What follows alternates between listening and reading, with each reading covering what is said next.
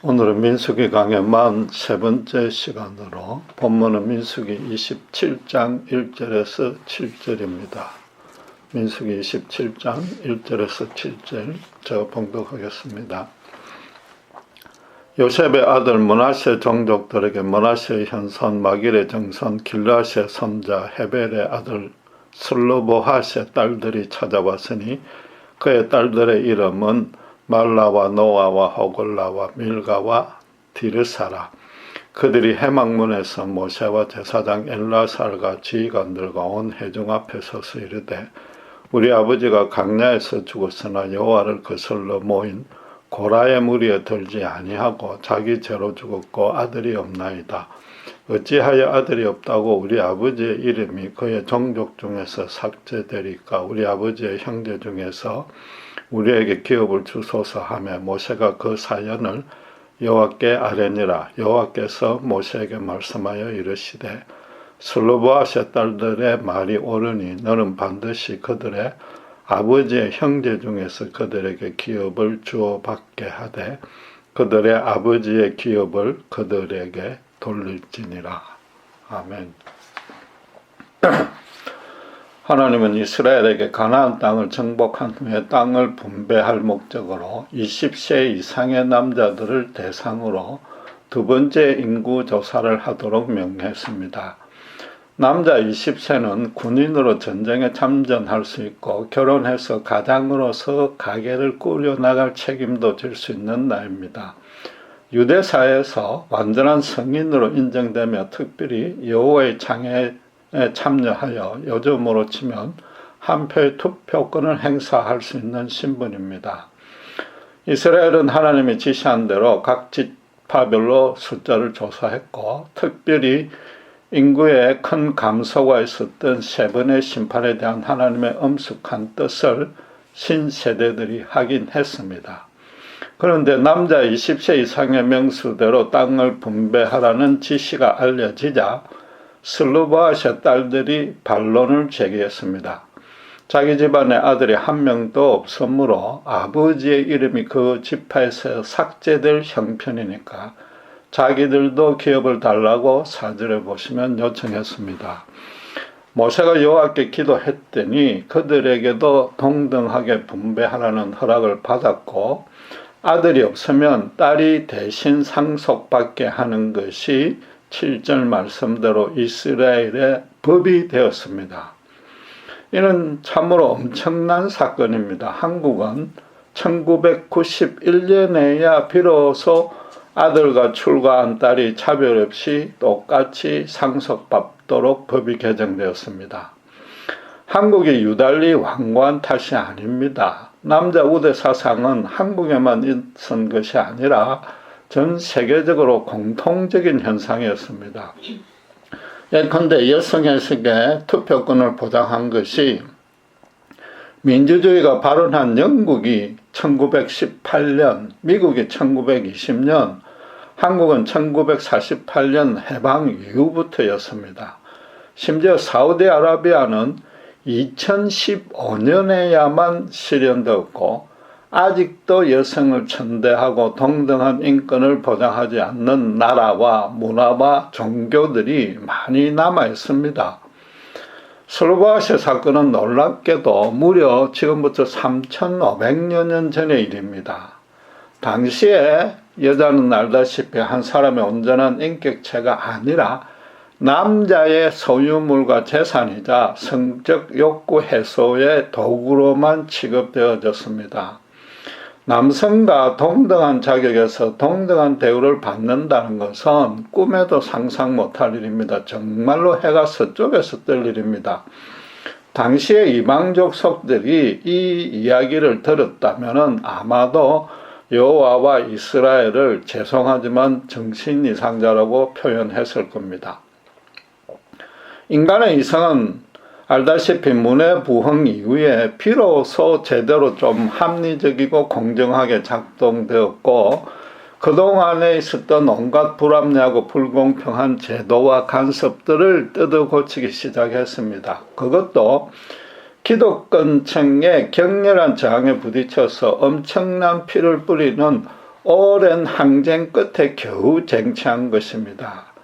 모든 개인의 인권을 동등하게 존중해주고 남녀를 평등하게 대우해주는 제도와 법규는 살펴본 대로 극히 최근에야 확립되었습니다.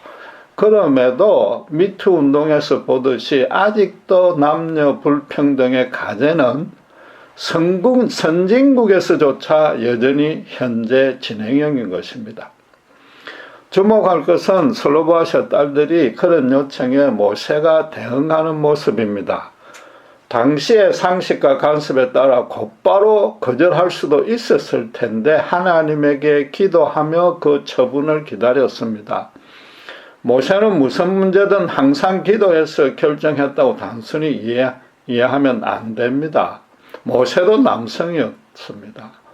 이 일을 두고 반드시 그가 기도했어야만 하는 이유가 따로 있었습니다. 그녀들의 요구를 잘 보시면은 1차적으로 남자와 여자를 동등하게 취급해달라는 뜻이 아니었습니다. 아들이 없는 집안이라 기업을 받지 못하면 자기들 아버지 이름이 그 종족 중에서 삭제되는 것이 불공평하다는 뜻이었습니다. 아버지의 이름을 보존하겠다는 것이고, 그럼 역으로 따지면은 그녀들도 사실은 남성 우위 사상이 몸에 배어 있었다는 증거입니다. 본문 당시로는 유일신 창조주 하나님을 믿는 이스라엘 백성들 중에서 그것도 막상 당사자인 여성들조차도 자기들의 인권을 신장하겠다고 시도하기는커녕 그런 생각조차도 없었습니다. 모세도 마찬가지입니다. 그 요구를 듣고서 여성을 존중해야 되겠다는 생각과는 무관하게 하나님이 이미 지시한 기업 분배의 방식에 당장 불합리한 문제가 생길 것이므로 어떻게 하면 좋겠습니까? 하나님께 여쭌 것뿐인 것입니다. 결국 그녀들은 물론이고 모세도 여호와의 계명을 순전하게 지키려는 뜻이 앞섰습니다. 말하자면 하나님과 직접 대화하며 교제했던 믿음의 종 모세도 남녀 평등은 꿈도 꾸지 못했던 시절입니다. 하나님이 모세의 그 기도에 어떻게 응답하셨습니까? 사람들의 생각처럼 같은 지파의 다른 남자들에게 분배하라고 하지 않았습니다. 그래도 충분히 되는데도 그 반대로 아무 주저함 없이 곧바로 딸들에게 상속하라고 지시했습니다. 딸이 없을 때만 9절에서 11절에 보다시피 지파 안에서 아버지의 가장 가까운 친척 순서에 따라서 남성들에게 분배하라고 지시한 것입니다.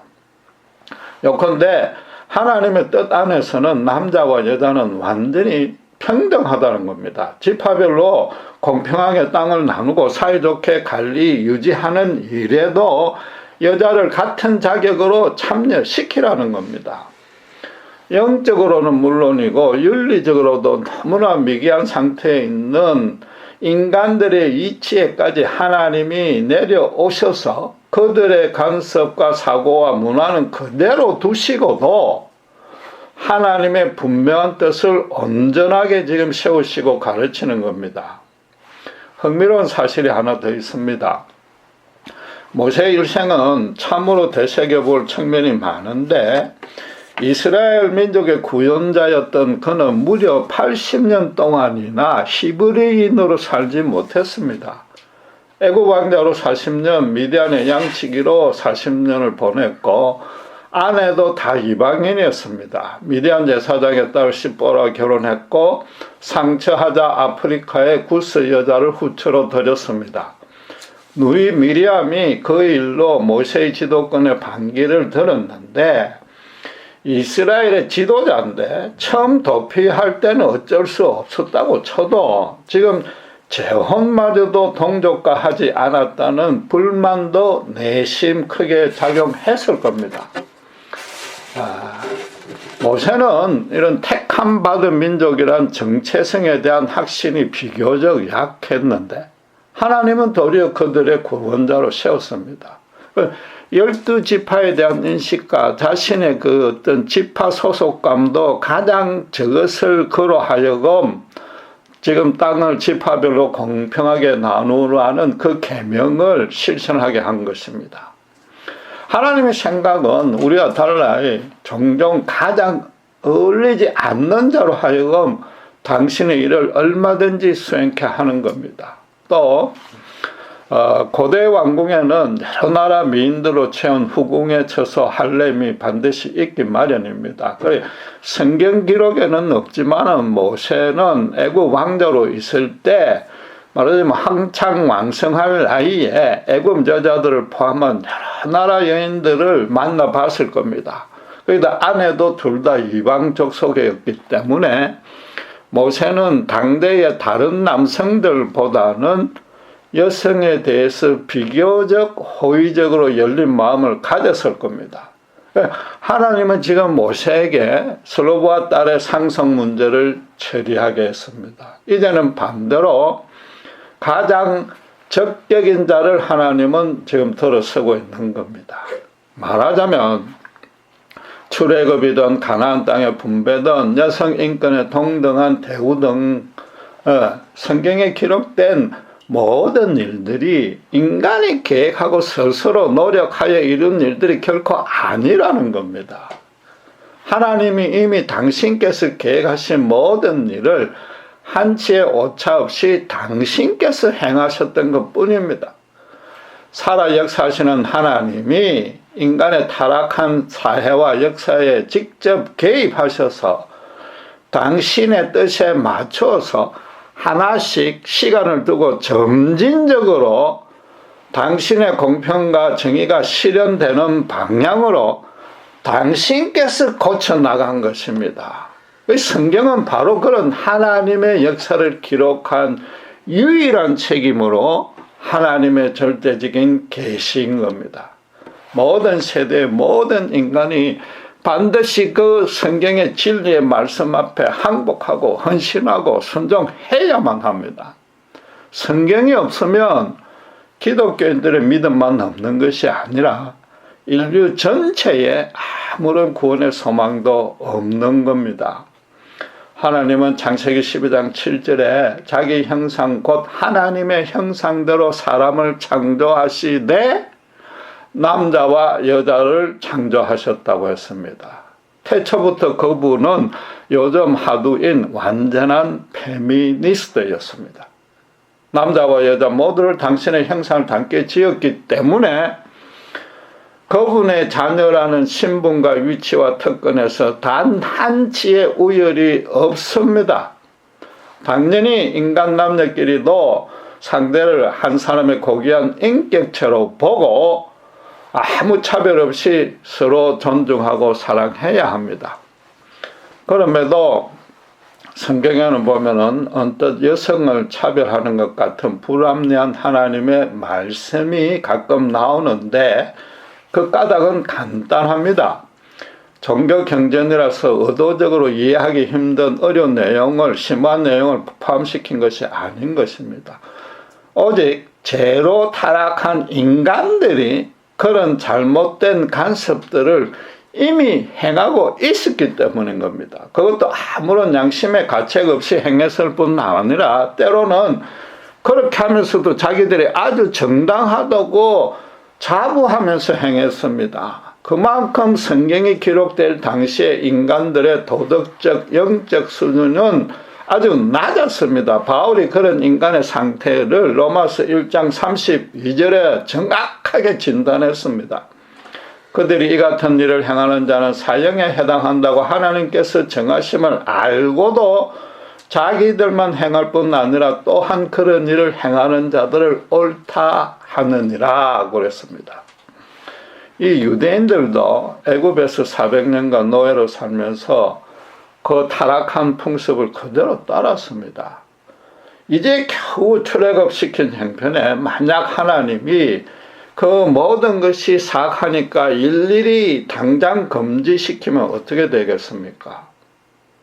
하나님은 서로 당연한 일을 무조건 다 나쁘다고 하니 너무 독선적이라고 아예 예면할 겁니다. 최대한 잘 봐줘도 하나님은 조금만 잘못하면 그저 뜯어 고치려고만 하고 그렇게 하지 않으면 벌만 주는 무슨 분이라고 오해할 겁니다. 모든 인간이 하나님께 순전하게 헌신하지는 않고 겉으로만 따르는 형식, 신용만 할 것입니다.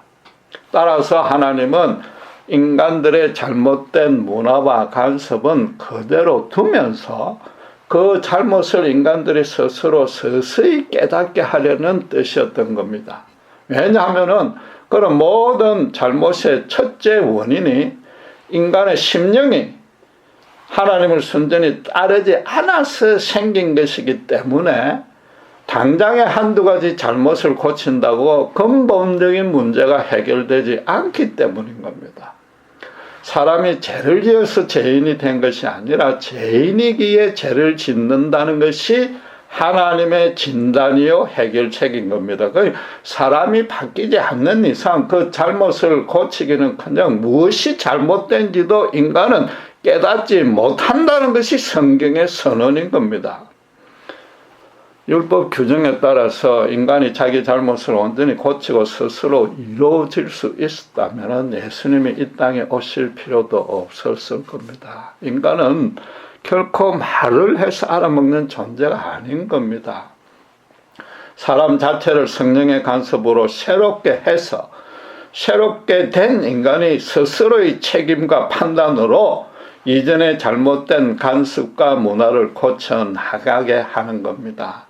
영적인 시체였던 인간을 먼저 영적으로 소생시키는 것이 급했던 것이지 도덕적으로 좀 고친다고 해서 영적 시체가 되살아날 수는 없는 겁니다.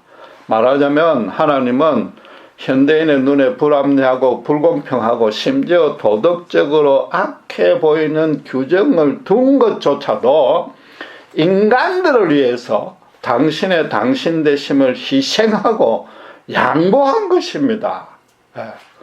대표적인 예로 당시의 간섭의 바탕을 두었지만 함부로 아내를 버리지 못하게 해서 여성 권익을 보호해 주려고 이혼 정서 규정을 제정했습니다. 그러나 1500년이나 흐른 예수님 당대까지도 아내를 제멋대로 버리는데 악용한 것은 인간들이었습니다. 그러니까 바울이 유대인들을 향해서 로마서 2장 23절에 율법을 자랑하는 내가 율법을 범함으로 하나님을 욕되게 했다고 유대인 중에 유대인 바울이 한탄했던 겁니다. 결국에는 유대인이나 헬라인이나 하나님을 찾지도 않고 두려워하지도 않고 온갖 죄악들을 양심의 끄리낌 하나도 없이 자행했던 겁니다. 하나님이 인간의 형편에 맞추어서 백보 양보해준 규정조차도 제대로 못 지키는 인간들이 도리어 하나님이 이상하다고 탓하는 것은 적반하장도 유분선 겁니다. 이게 완전히 누워서 인간들이 자기 얼굴에 침 뱉는 꼴인 겁니다. 오늘의 주제와 연결해서 따져볼 논란거리 하나 있습니다. 성경에서 하나님을 아버지라고 칭한다고 해서 기독교는 여성을 차별하고 남성만 우대하는 종교라고 비난하고 있습니다. 일부 진보적인 기독교인들은 하나님에게 공의와 사랑의 두 속성이 있는데 아버지라는 호칭은 공의만 강조하기에 어머니의 사랑을 베푸는 측면도 함께 강조되어야 한다고 주장합니다. 그 결과 영어 성경에는 요즘 하나님을 중성대명사로 표기하거나 심지어 하나님을 어머니로 여성으로만 표기하는 페미니즘적인 성경까지도 등장했습니다. 그렇게 비판하는 동기는 이해할 수 있지만은 인류 역사와 신자 개인의 삶에 개입해서 살아 역사하시는 하나님의 그 성품과 권능을 너무 모르는 소치입니다. 마치 성경을 그들이 가장 잘 아는 것 같이 떠드나 사실은 최고로 모르고 어리석다고 스스로 자랑하는 셈입니다. 우선에 하나님은 남성과 여성, 즉 성 자체를 만드신 분이기에 성적 정체성과는 초월하신 분입니다. 성적 정체성을 그분에게 적용하겠다고 덤비는 것부터 큰 잘못이자 아주 불경한 죄입니다. 그래서 물론 그들도 그런 점을 잘 알기에 중성대명사로 호칭하지만 이건 역시 아주 큰 잘못입니다. 중성은 생명이 없는 물건을 대변합니다. 하나님도 분명히 지정의 인격을 갖고 살아 역사하시는 존재입니다. 성적 정체성을 포기하려다가 하나님을 한갓 무생물로 비하시켜버린 겁니다. 이건 비유를 하자면 빈대 한 마리 잡으려다가 초가를 태우는 꼴입니다. 그렇다고 하나님을 여성으로만 지칭하는 것도 잘못입니다. 남성 명칭만에 하나님이 잘못되었다고 비난해놓고 다시 여성 명칭의 하나님만 강조하면 같은 잘못을 반복하는 겁니다. 더 중요하게는 사랑의 하나님만 강조하면 필연적으로 죄에서 구원하고 궁극적으로 심판하시는 공의의 하나님은 경시되는 겁니다.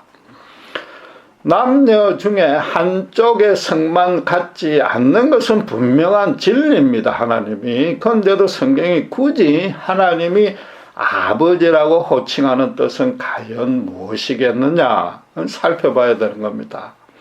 하나님이 인간 사회에서 이런 논쟁이 일어날 것을 모를 리도 없지만 또 그런 혼란을 계속 계획하고 방치하실 분도 아닌 겁니다. 그렇다면 바꿔 말해서 그 아버지라고 표시한 것이 성적 정체성을 밝히려는 뜻도 아니요. 당신의 속성 중에 공의의 측면만 강조하려는 뜻도 아니라는 겁니다. 그럼에도 당신을 중성으로는 절대로 지칭할 수 없습니다.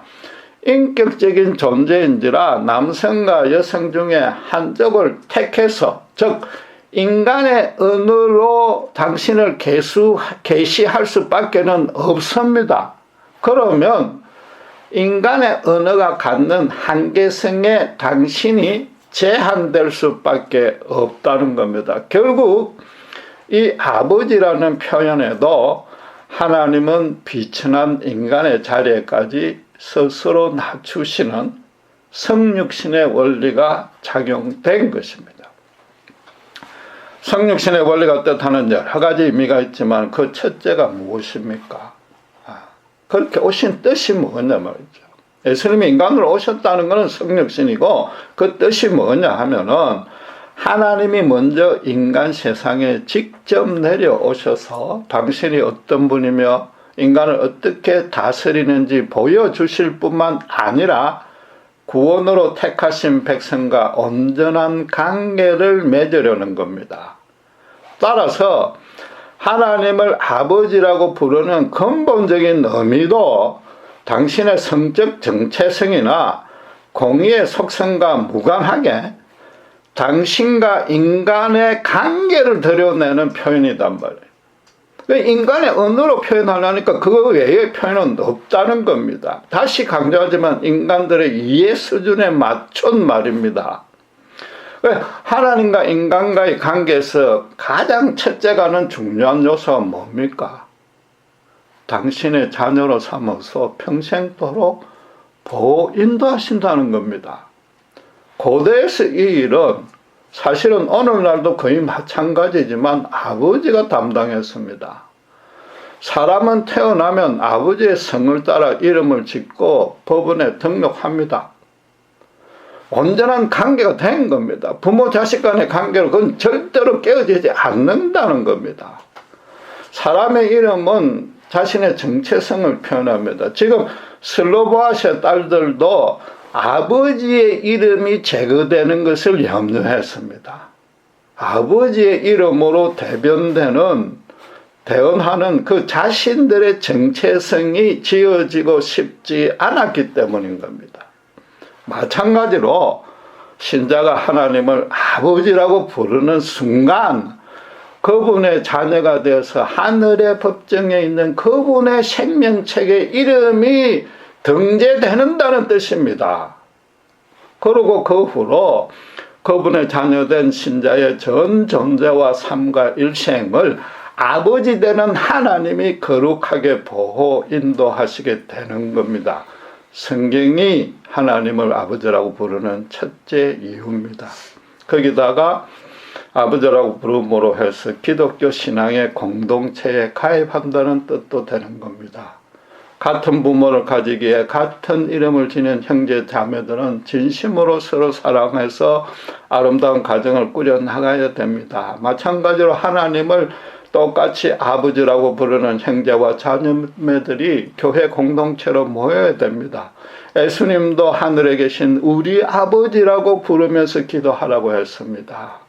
하늘에서 세상을 거룩하게 통치하시는 하나님의 뜻을 이 땅에 옮겨 심을 수 있는 그런 기도를 교회에서 하라는 겁니다. 예수님은 하나님을 시종일관 아버지라고 불렀는데 단순히 성자와 성부라는 공식적인 관계 때문만이 아닌 겁니다. 예수님이 겟세마네 동산에서 십자가 처형을 앞두고 기도드린 내용에 마가복음 14장 36절에 보면은 맨 먼저 이르시되 아빠 아버지야, 아빠 아버지요 그랬습니다. 이게 하나님 뜻이면은 내 원대로 하지 마옵시라고 기도할 때 아빠 아버지라고 불렀단 말이에요. 하나님을 아빠 아버지라고 했단 말이에요. 아빠는 알다시피 애칭으로 친밀한 관계를 나타내기에 사랑의 속성을 드러내는 것이고, 아버지는 공적인 관계를 나타내기에 공의의 속성을 대변하는 겁니다. 예수님은 하나님을 남성 정체성으로도 얼마든지 사랑과 공의를 함께 실현하시는 분이라는 호칭의 본을 보여준 것입니다. 그 호칭을 남성이니 여성이니 어떻게 부르느냐가 문제가 아닌 겁니다. 정말로 그분의 사랑과 공의를 온전히 누리는 관계 안에 들어가 있느냐, 그 관계를 유지하고 있느냐, 그게 관건입니다. 미국 부부들이 하루에도 수십 번씩 한이하느라고 불러도 진정으로 사랑하느냐는 별개의 문제인 것과 같은 겁니다. 예수님 당대에 하나님을 아버지 나아가 아빠라고 호칭하는 것은 엄청난 사건이었습니다.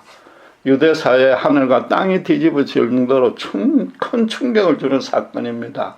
예수님은 스스로 신성모독죄를 사형 조건에다 하나 더 추가한 겁니다. 당신이 실제로 성자 하나님이었을 뿐만 아니라 성부 하나님과 완벽하게 아버지와 아들, 사랑과 공의의 관계를 맺고 있었기 때문에 다르게 부를 수도 없었습니다. 그게 중요한 것이란 말이에요. 그런 진리조차도 십자가에 죽으시고 부활할 때까지 제자들도 제대로 모를 정도로 인간들은 영적으로 미개했으며, 또 그래서 자기들을 구원하러 온 메시아를 알아보지도 못하고 십자가에 매단 겁니다. 지금도 그 정도 영적인 수준에서 하나님 호칭 갖고 성적 정체성을 아무 의미 없는 그런 이걸 해야 되느냐 저걸 해야 되느냐 토론을 하고 있는 겁니다. 바울 사도는 신자는 예수님의 십자가 구원의 은혜로 인해서 완전히 하나님의 자녀가 되었기 때문에 예수님을 본떠서 하나님을 아빠, 아버지라고 부르라고 2번이나 명령했습니다. 로마서 8장 15절에 너희는 다시 무수하는 종의 영을 받지 아니하고 양자의 영을 받았으므로 우리가 아빠, 아버지라고 부르짖느니라. 갈라디아서 4장 6절에 너희가 아들이므로 하나님이 그 아들의 영을 우리 마음 가운데 보내서 아빠, 아버지라 부르게 하셨느니라. 우리가 그렇게 불러야 된단 말이에요. 2분 다 아들의 영, 성령을 받았기 때문이라고 그럽니다. 성령으로 거듭난 신자라면 하나님을 당연히 아빠, 아버지라고 부르게 된다는 겁니다. 특별히 무수하는 종의 영을 받지 않았다고 합니다. 사탄에 미혹되었던 영이 성령으로 거듭나 하나님의 자녀, 그분의 양자로 받아들여진 겁니다. 사탄이 신자의 옛사람, 불신자 시절에 심어준 무수하는 영, 그게 다 없어진 겁니다. 그게 뭐예요? 선행을 못해서 정죄당하고 심판받을까봐 두려워하는 그 마음이 없어진 겁니다. 그러니까 바울은 이제 그리스도 예수 안에 있는 자에게는 결코 정죄함이 없나니 이는 그리스도 예수 안에 있는 생명의 성령의 법이 죄와 사망의 법에서 너를 해방했다고 선언하는 겁니다. 예수님이 십자가에서 완전한 제물로 바쳐져서 인간의 죄값을 정확하게 치렀기 때문에 하나님의 공의가 실천됐습니다. 또 그 은혜를 믿는 자를 살려서 영생을 선물로 주시고 거룩한 삶으로 인도하시기에 하나님의 사랑도 함께 실현된 겁니다. 따라서 신자는 이 땅에서부터 하나님의 실질적인 자녀요, 궁극적으로는 예수님처럼 하늘의 영광을 입고 그분과 함께 세세토록 왕노릇할 것입니다. 따라서 이 땅에서부터 얼마든지 하나님을 뭐라고요? 아빠, 아버지로 부를 수 있고 또 그렇게 불러야만 한다고 성경이 지금 명령하고 있는 겁니다. 살펴본 대로 하나님의 호칭이나 그분의 속성을 신학적 지식으로 구분하는 건 아무 의미가 없는 겁니다. 실제로 더 이상 정죄함에 두려움함이 없이 하나님의 온전한 자녀로서 그분과 온전한 관계를 갖고 있는 것이 믿음으로 행할 바의 본질입니다. 예수님이 아빠 아버지라고 불렀을 때 유대인들에게 엄청난 충격을 심어주었듯이 신자들도 하나님과 그런 관계를 평소에 유지해서 세상 사람들 보고 충격을 받게 만들어야 되는 겁니다. 본문의 슬로바하세 딸들이 바로 그랬습니다. 당시 유대 사회가 철저히 남성우위 사상에 주도되고 있는데 그것도 여성이 시집도 가지 않는 처녀들이 이건 자기들이 하는 말이 얼마나 큰 효과를 반응을 줄지 알고도 반기를 들은 것입니다. 그러나 그들은 앞에서도 말했지만 스스로 여성운동, 인권운동이라고 자각한 것은 아닙니다. 그냥 지파별로 하나님과 온전한 관계를 갖고 있기 때문에 하나님의 뜻대로 실현하자, 공평하게 나누자, 이제 그러지 못할 사정이 생겼다고 용감하게 그냥 지적한 것뿐입니다. 그래서 하나님은 기업 분배에 여성들도 동참할 수 있어야 되고 여성을 절대로 차별하지 않아야 된다는 당신의 진리를 아직은 미숙하지만 그녀들을 통해서 드러낸 것이단 말이에요. 그녀들도 그때만은 양자의 영을 받았기에 사람들 앞에 두려워하지 않고 자기들이 구체적으로 인식하지는 못했어도 담대히 하나님의 뜻을 대변했던 겁니다. 여전히 주목할 사항은 그녀들에게도 하나님은 아버지였습니다. 공평한 분배를 통해서 하나님의 공의는 물론 여성도 차별하지 않는 그분의 사랑까지 실현하는 일에 하나님에 의해서 쓰임받고 있었던 겁니다.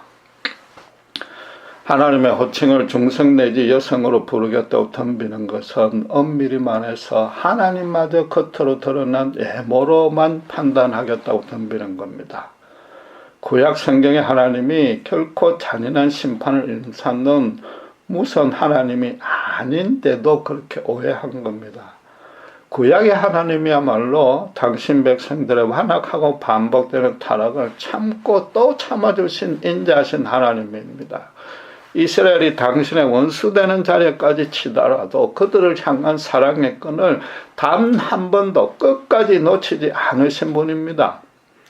본문만 봐도 여성을 차별하지 않는 분임을 쉽고도 명백하게 알 수 있는데 너무나 단편적이고 알량한 성경 지식으로 하나님을 도리어 비하시키고 있는 겁니다. 자기들 종교 지식적 만족과 사람들 앞에서 그걸 뽐내려는 바리새인과 같은 행식인 겁니다. 아빠 아버지라고 부르신 예수님의 뜻을 모르는 것이요, 십자가 은혜도 제대로 알지 못하는 겁니다. 골고다 십자가는 하나님은 절대로 외모로 차별하지 않으신 분이라는 선포인 겁니다. 그러니까 갈라디아서 3장 28절에 너희는 유대인이나 헬라인이나 종이나 자유인이나 남자나 여자나 다 그리스도 예수 안에서 하나라고 선언하고, 고린도전서 11장 11절에는 그러나 주 안에는 남자 없이 여자만 있지 않고 여자 없이 남자만 있지 아니한다고 했습니다. 이 땅에서의 공사역 중에도 예수님은 사람을 절대로 외모로 차별하지 않았고, 특별히 여성이라고 그런 더 없습니다. 수가성에 그 한 많은 사마리아 여인을 만나려고 일부러 시간을 내서 찾아갔습니다. 돌에 맞아 죽을 수 없는 현장에서 가늠한 여인을 바로 용서해 주었습니다. 창녀들을 아무 주저함 없이, 오히려 적극적으로 만나서 사랑을 베풀었습니다. 당신의 족보에 죄인과 이방인의 여성의 이름을 올렸습니다. 나아가 부활의 첫 목격자로 증인의 자격이 없는 여인들로 세웠습니다. 열거하자면 끝이 없고, 오늘 본문에도 1절에 보면은 이 슬로보아스의 딸들의 이름을 성경에 그대로 기록해 놨습니다. 여러분, 지금 스스로에게 정말로 심각하게 물어보셔야 됩니다.